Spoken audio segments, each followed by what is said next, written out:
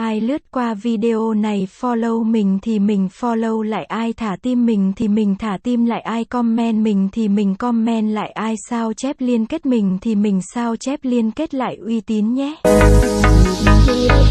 Thuê bao quý khách vừa gọi hiện không liên lạc được. Người bạn từng thương đã đi thương người khác rồi.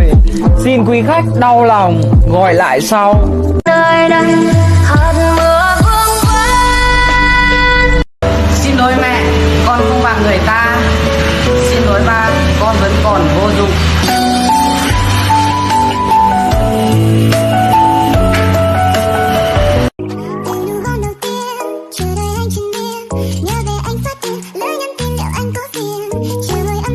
Thức đêm rất có hại cho sức khỏe, nhưng nó lại phù hợp cho những kẻ cô đơn.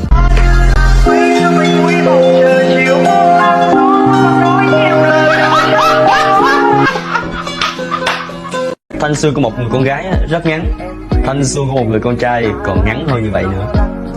Bởi vì một cô gái nghèo sẽ không đáng sợ bằng một chàng trai nghèo.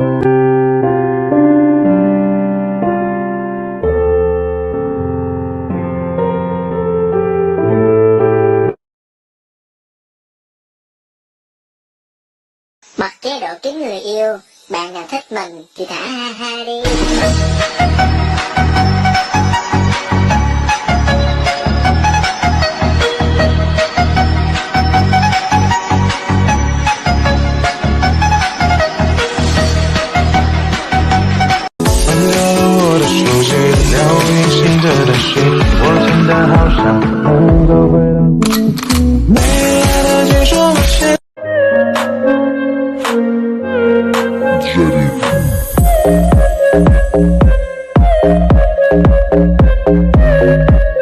Bố mày không những trẻ con mà bố mày còn trẻ trâu cơ, nhịn được thì nhịn, không nhịn được thì cốt.